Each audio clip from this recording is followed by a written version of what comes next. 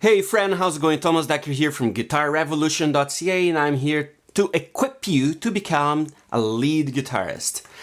In this video here, I'm gonna talk to you about something that is foundational for you to understand the way that our guitar is built.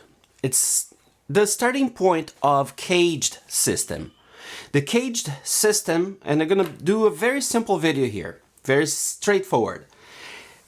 CAGED is an acronym that comes from the chords C, A, G, E, and D. So these five shapes of these five chords form the word CAGED.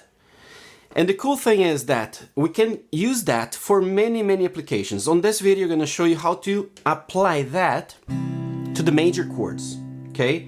Especially the C major. So I'm gonna get the C major, and from here, I'm gonna show you slowly, step by step, how to find other C majors throughout the fretboard using the CAGED system, all right?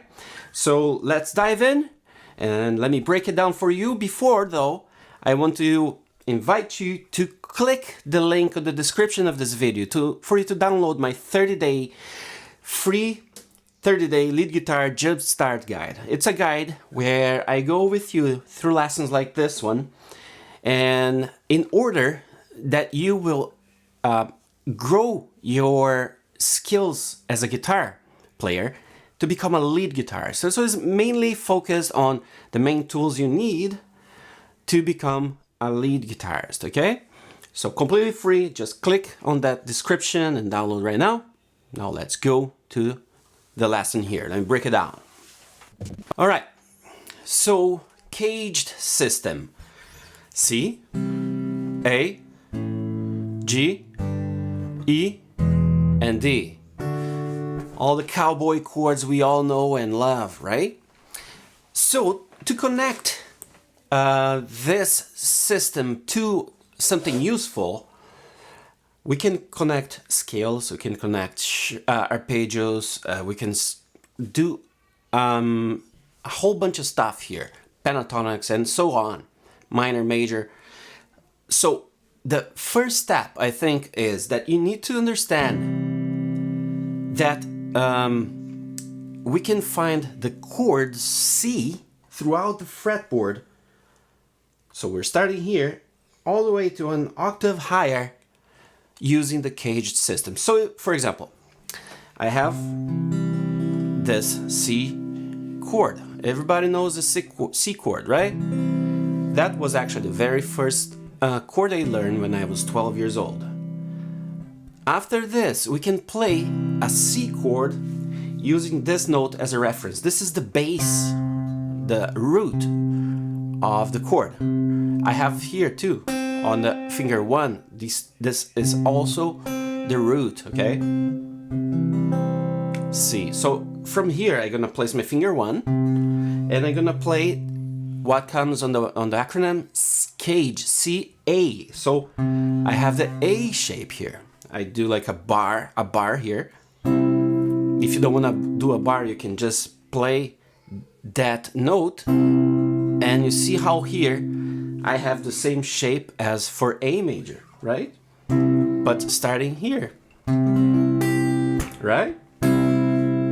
So C, C. From here, these three fingers here, here I have the root, and here I have the octave. And where I have these three fingers, we're gonna always try to aim to this side of the chord. In this case, these three fingers. What I'm gonna do, place my finger 1 and replace those three fingers.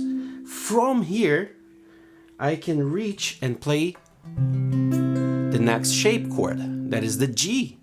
So C, shape of C, C, shape of G, A, K, G. From here, the shape of G. Oops, there you go. Right? You see, here's a little bit of an opening, right? It's a little harder to play. It's not very comfortable. So a lot of us try to avoid this. A lot of times I just play the high notes, starting on D string and lower. Right? Oh, let's look at these two notes, the furthest notes from the beginning of the fret. Here I have C, and here I have C. And here is where I'm gonna have my E shape. Again, C major, using the shape of E. So C, shape of C, C, shape of A, C, shape of G, C, shape of E, and the last letter of the acronym is D. The furthest note I have are these two. My pinky is pressing the octave, so that's going to be the root. And from here I can do the D shape.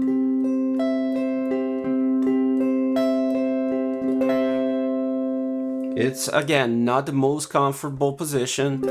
Some people are very fine with it. I struggle to play like this a little bit. So what I do, I usually play my finger 1, 3, 4, and I do a bar with my finger 1 here. So it's a C2. Like if it is if I'm playing D2 without my finger, middle finger here, right? But for C.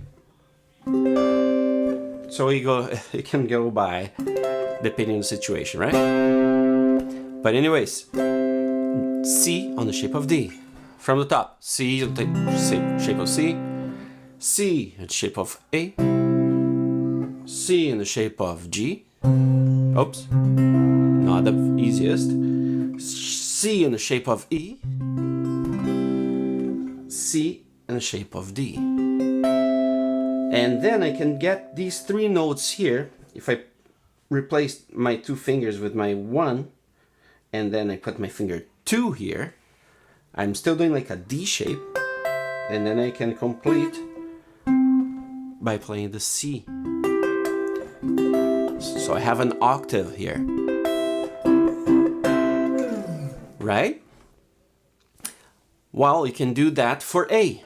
A, A, A, A, A, and A.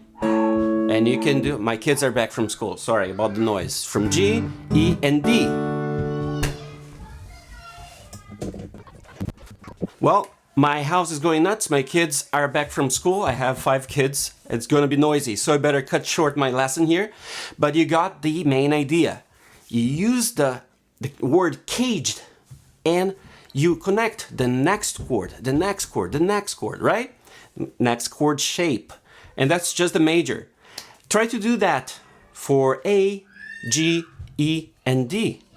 You're gonna start to understand the fretboard of your guitar way better, and gonna become a little bit more clear for you to see that. Somebody got hurt. Anyways, don't forget to download my 30-day lead guitar jumpstart guide. Thank you for watching this video, spending this time with me.